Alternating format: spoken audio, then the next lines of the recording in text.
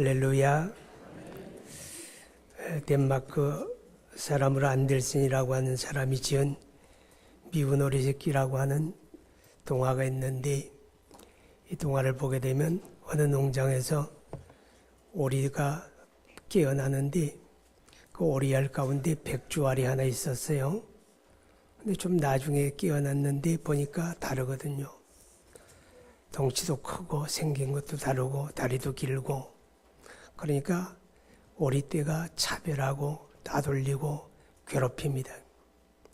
얼마 후에 견디다 못해서 이 백조가 집을 떠납니다. 농장을 떠나서 한참 가다가 어느 허름한 집에 들어갔는데, 그 집에는 앞을 잘 보지 못하는 할머니가 고양이와 닭을 키우고 있는데, 자기 집에 백조가 왔으니까 앞을 못 본 할머니가 이게 암컷인지 수컷인지도 모르고 내가 잘 먹여주면 하루에 하나씩 알을 쏙쏙 낳아주겠다, 그런 기대를 가집니다.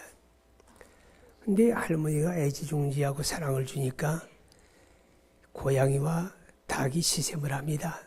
그래서 할머니 없을 때 엄청 괴롭히는 거예요. 못 살게 구니까 또 집을 떠납니다. 한적한 호숫가에 도달했는데 그때 한 무리의 백조가 아주 멋있는 자태로 하늘을 날아갑니다. 이 백조 새끼가 하늘을 쳐다보면서, 야, 나도 저렇게 날 수 있으면 좋겠다, 나도 저렇게 날아봤으면, 그런 마음을 갖습니다. 근데 겨울이 오고 먹을 게 떨어지고 쓰러져 지쳐 죽어가는데 어느 할아버지 나무꾼이 그걸 발견하고 집에 가져다가 잘 간호해 주어서 살립니다.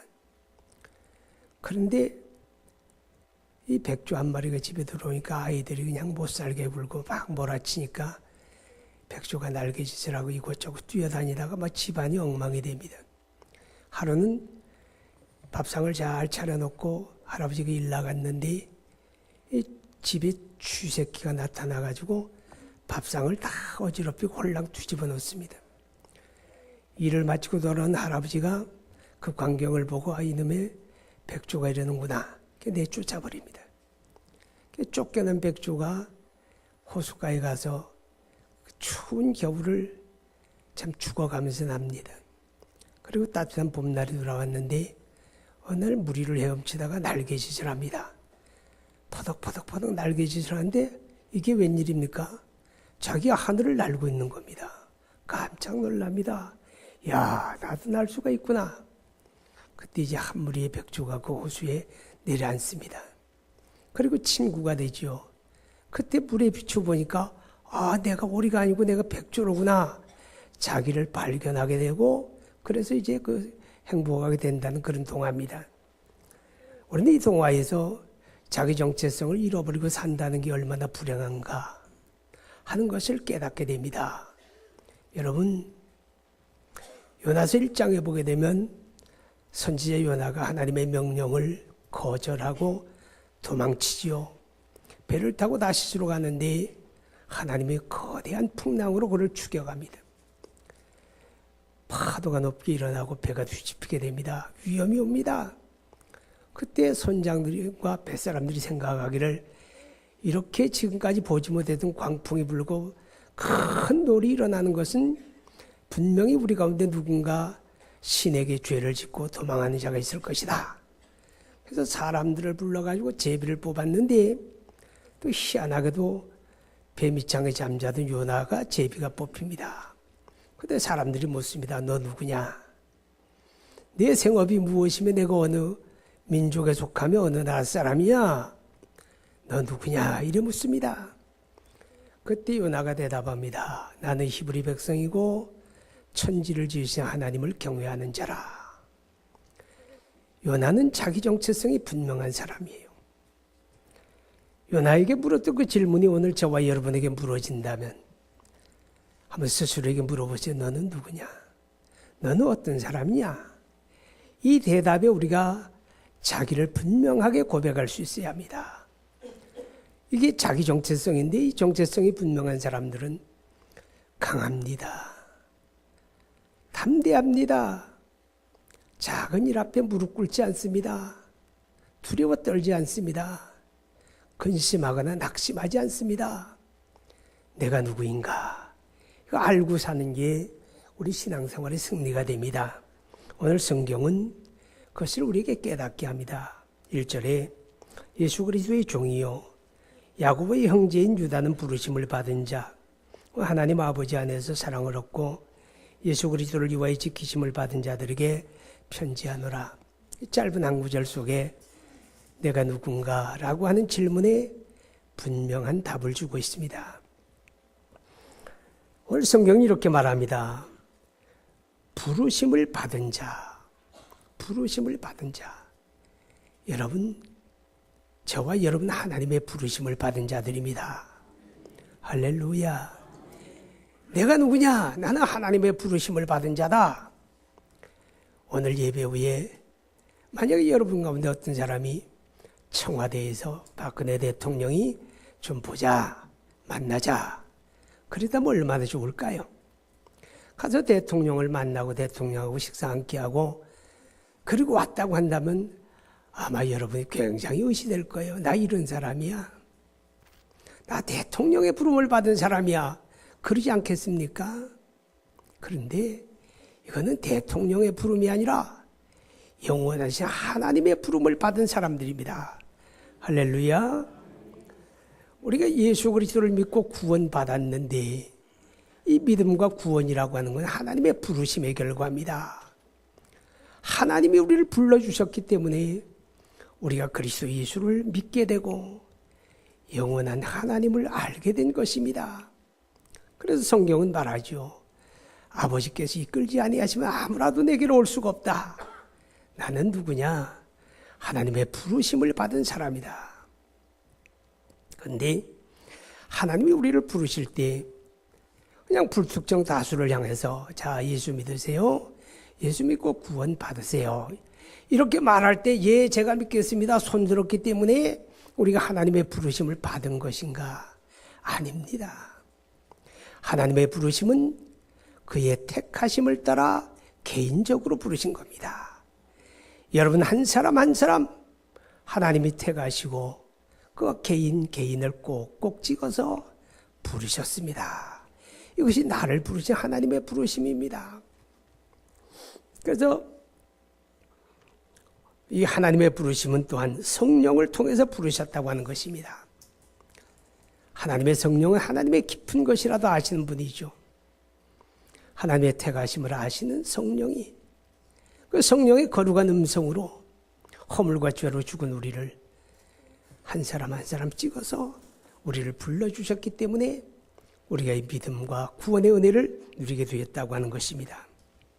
그런데 성경의 로마서 11장 29절을 보게 되면 이 같은 우리를 부르신 하나님의 부르심에는 후회가 없다 그랬습니다. 여러분을 부르신 하나님이 후회를 안 하신다는 거예요. 저걸 왜 내가 택했을까? 왜 불렀을까? 하나님은 그런 법이 없다는 거죠. 사람은 자기가 선택한 일에 대해서 후회하는 일이 얼마나 많은지 모릅니다. 심지어 부부가 살아가면서도 그때 내가 눈이 삐었지. 왜 하필이면 이 사람일까? 그래도 후회하는 적이 없지 않잖아요. 근데 여러분 우리를 부르신 하나님은 우리에게 대해서 후회를 안 해요.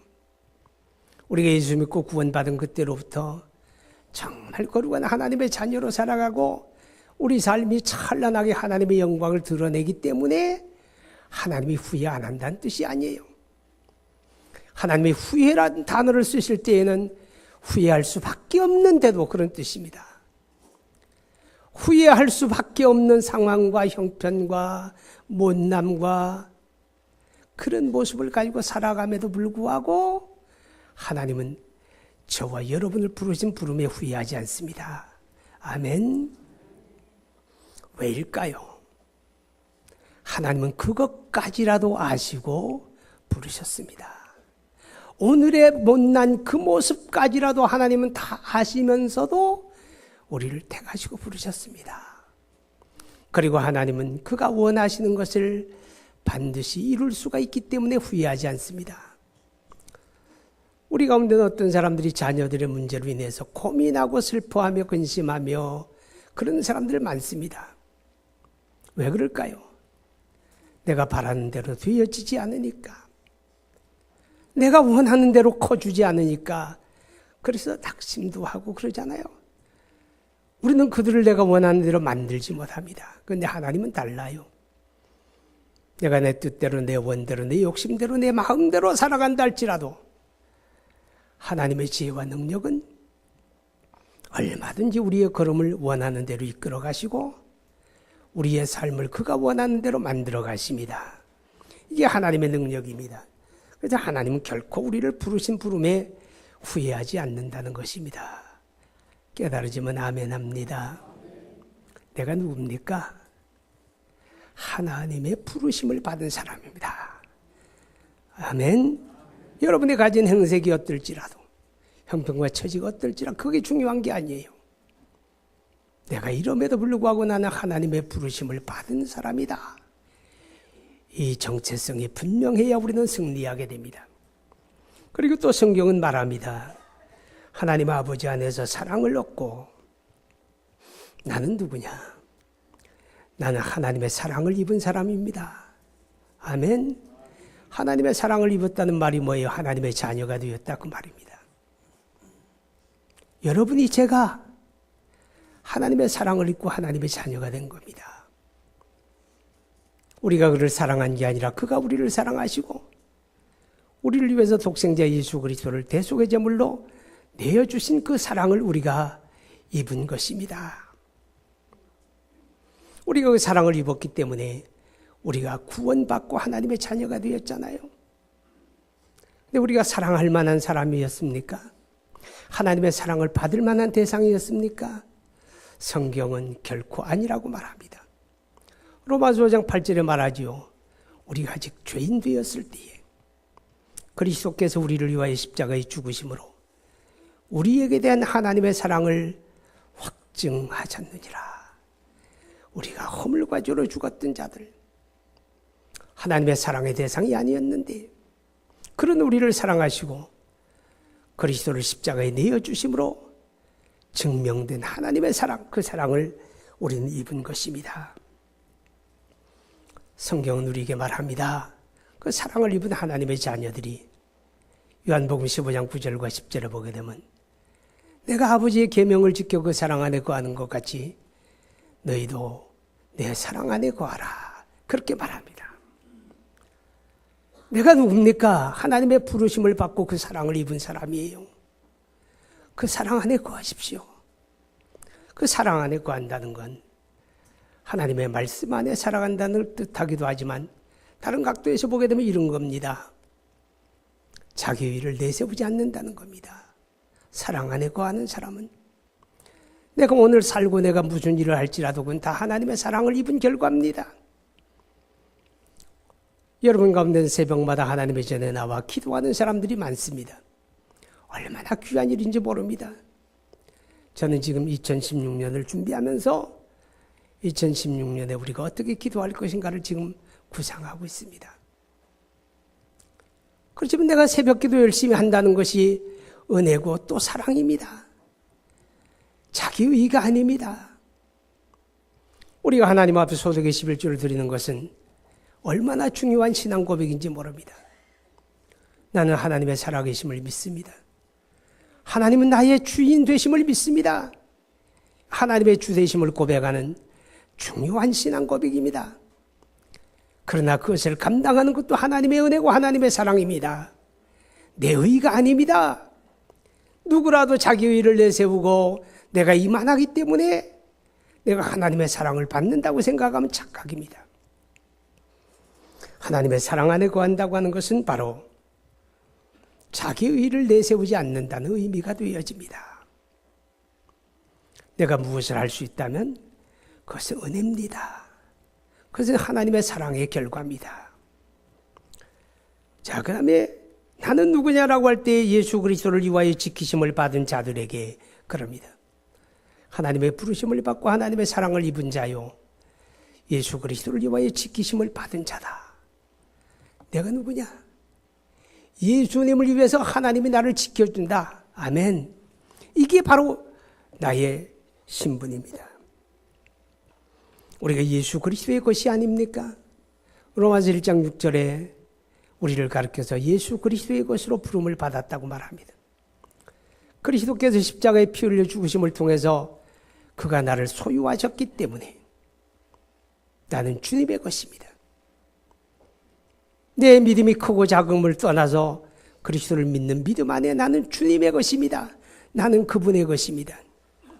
예수 그리스도의 종이요라고 하는 것처럼 나는 그분의 것이기 때문에 나는 그분의 종입니다. 그분의 뜻대로 살고 그분의 명령 안에 살고 그분을 위하여 살아가는 사람입니다. 이들을 하나님이 지키십니다. 우리가 믿음으로 얻은 그 구원을 천국 갈 때까지 붙들어 주시고 지켜주시는 분이 주님입니다. 그래서 베드로전서 1장 7절에 6절에 하나님이 우리를 지키시는데, 하나님이 우리를 지켜주시는데, 요한일서 5장에 보게 되면 악한 자가 저를 만지지도 못하게 하리라. 원수마귀가 우리를 빼앗아가려고 할지라도 우리 주님이 우리를 지켜서 이 믿음의 천국 가는 그때까지 우리 믿음 지켜주시고 붙들어 주십니다. 우리가 의지가 강해서가 아닙니다. 우리 믿음이 대단해서가 아닙니다. 우리가 하루하루 믿음을 지켜 사는 거 주님이 우리를 붙들어 주시고 지켜주시기 때문인 줄 믿습니다. 믿음으로 얻은 구원을 지켜주시는 것뿐만 아니라 이 땅에 살아가는 삶에서도 하나님이 우리를 지켜주시고 책임져 주십니다. 마태복음 6장에 이렇게 말씀을 하죠. 너희가 무엇을 먹을까? 무엇을 마실까? 무엇을 입을까? 염려하지 마라. 이런 것이 너희에게 있어야 할 줄 하늘 아버지가 아시느니라. 다 아십니다. 다 아십니다. 무슨 뜻입니까? 주님이 책임져 주신다는 겁니다. 내가 주님의 것이고 주님이 나를 지켜주시고 나를 책임져 주십니다. 내 삶을 책임져 주십니다.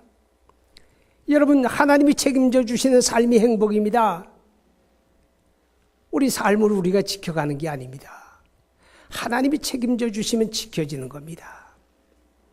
우리가 믿음으로 살면, 이 자기 정체성을 분명히 하고 살아가게 되면 주님이 나를 책임질 수밖에 없는 겁니다. 여러분, 이 삶이 행복인 줄 깨달을 수 있기 바랍니다. 2절에 말씀합니다. 긍휼과 평강과 사랑이 너희에게 더욱 많을지어다. 이게 무슨 말입니까? 나는 누구냐? 나는 하나님의 복을 받은 사람이고 하나님의 복을 받는 대상이다. 그런 뜻입니다. 여러분, 나는 하나님의 부름받은 사람, 하나님의 사랑을 입은 자녀, 하나님이 책임져 주시는 사람, 하나님의 복을 누리는 대상입니다. 우리가 전에는 허물거저로 죽었고 그때는 하나님의 원수로 살았고 본질상 진노의 자녀였는데 이제는 아닙니다. 이제는 아닙니다. 우리는 복을 받는 대상입니다. 할렐루야. 하나님의 복을 누리는 대상이 되었습니다. 하나님의 복이 뭡니까? 긍휼과 그랬습니다. 긍휼. 여러분, 우리를 택하시고 불러주시는 것도 하나님의 긍휼의 결과입니다. 그리스도 안에서 부어진 하나님의 긍휼 때문에 우리의 기도가 하나님 앞에 연락되는 것이고 우리의 선행이 하나님의 기뻐하는 겁니다. 내 기도가 중요하지만 내가 기도를 청산유수로 말을 잘하기 때문에 하나님이 들으신다? 아닙니다. 모자라는 기도라도 어눌한 기도일지라도 마음에 있는 거 입으로 표현하지 못한다 할지라도 하나님의 긍휼 안에서 우리의 기도를 받으십니다. 나의 의가 아닙니다. 나의 행위의 결과가 아닙니다. 하나님의 긍휼 때문에 우리의 기도가 하나님 앞에 연락이 되고 하나님이 우리를 복 주시는 것입니다. 이 긍휼을 입은 것이 하나님의 복입니다. 그 다음에 말합니다. 평강과 그렇습니다. 이 땅에 살아가는 삶에서 이보다 더 중요한 건 없습니다. 하루하루 살아가는 삶의 현장에 녹록지가 않습니다. 황무지 광야 같습니다. 언제 어디서 어떤 일을 만날는지 아무도 모릅니다. 지금 내가 평안하니까 그 평안이 보장된 평안 아닙니다. 한 방에 훅 간다는 말이 있잖아요. 언제 뒤집어질지도 모릅니다. 이런 현실 속에 살다 보니 마음이 늘 근심이고 불안이고 두려움이고 염려를 가지고 살아갑니다. 평강이 없습니다. 아무리 많은 재물을 가지고 좋은 집에 거주한다 할지라도 마음이 불안하고 두려우면 행복한 거 아닙니다. 염려와 근심에 엎드리면 행복한 거 아닙니다. 진정한 행복은 내 안에 평강이 채워지는 것입니다. 그렇기 때문에 골로새 3장 15절에 그리스도의 평강이 너희 마음을 주장하기를 원하노라. 이 평강은 예수님이 주는 겁니다. 내가 너희의 평안을 주노니 곧 나의 평안을 너희에게 주노라. 내가 주는 평안은 세상이 주는 것 같지 아니하다. 요한복음 말씀이 그렇게 말합니다. 여러분, 내 마음속에 평강이 있으면요, 내 삶의 현장이 고난과 시련에 둘러싸인다고 할지라도 두렵지가 않습니다. 내 안에 그리스도의 평강이 채워지게 되면 병을 이깁니다. 건강염려증이라고 하는 말이 있잖아요. 늘 마음이 불안하고 이거 먹으면 죽을 것 같고 이거 먹으면 금방 병들어 죽을 것 같고 그렇습니까? 여러분, 마음속에 평강이 없기 때문입니다. 주님이 주시는 평강이 내 마음속에 채워지게 되면 무슨 일을 만날지라도 담대하고요, 두렵지가 않아요. 그 평강이 있으면 병을 이기는 거예요. 평강이 있으면 가정이 행복한 거예요. 할렐루야. 이 평강이 채워져야 합니다. 우리가 세상을 살아가는 삶에서 이 평강이 너무너무 소중한 것이죠. 이제 성경은 이렇게 말합니다. 긍휼과 평강과 사랑이 너에게 더욱 많을지어다. 이 사랑이 더욱 많아지기를 원하는데 이건 무슨 뜻인가 하면 내가 하나님의 부르심을 받은 사람이고 내가 하나님의 사랑을 입은 자녀고 내가 그리스도를 위하여 지키심을 받고 주님이 책임져 주시는 사람이고 내가 하나님의 복을 받는 대상자라면 우리의 삶 속에서 내 삶을 통해서 세상 속에 자기 신분을 증명하라는 겁니다.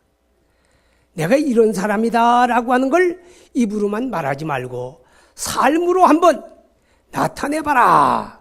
그렇게 말씀하는데 그게 뭡니까? 사랑이라는 겁니다.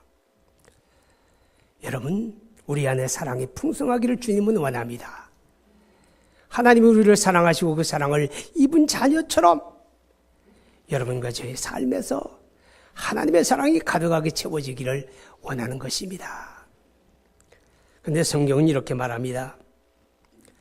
데살로니가서 1장 3절에 보게 되면 믿음이 성장하면 성장할수록 내 안에 사랑이 풍성하게 됩니다. 이웃을 사랑하게 되고 그리스도 안에 구원받은 성도들을 사랑하게 되고 여러분 이 사랑이라고 하는 건 믿음과 정비례한다는 겁니다. 믿음이 성장하면 성장할수록 사랑이 풍성한 거예요. 내 믿음이 크다? 그럼 사랑이 큰 거예요. 여러분 이 사랑이 우리 이웃에게 나타나야 하는데 그 사랑이 이웃에게 어떻게 나타나는가 하면 긍휼로 나타나는 겁니다. 불쌍히 여기는 마음, 동정하는 마음, 어떻게 하면 내가 도움이 될까 하는 마음, 이 긍휼이 이웃 사랑입니다. 여러분 성경의 야고보서 2장에 보면 이런 말씀이 있어요. 긍휼이 없는 사람은 하나님 앞에 긍휼 없는 심판을 받게 된다. 사람이 사는 모습이 다양한데 어떤 이들은 어렵게 살고 어떤 이들은 넉넉하게 살고 어떤 이들은 잘난 모습으로 살고 어떤 이들은 못난 모습으로 삽니다. 그럴 때 잘난 사람은 못난 사람을 보고 판단하고 비난하기 쉽습니다. 어떻게 인생을 살았기에 저 모양이야. 여러분 이거 긍휼 아닙니다. 왜 그런 사람들이 내 주변에 있을까? 내가 저들에게 무엇을 해줄까? 내가 저들에게 어떻게 하면 도움이 될까? 말 한마디라도 그들에게 내가 어떻게 격려가 될까?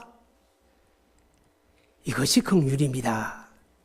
하나님의 긍휼을 입은 하나님의 자녀들이요. 우리 이웃을 긍휼히 여깁시다.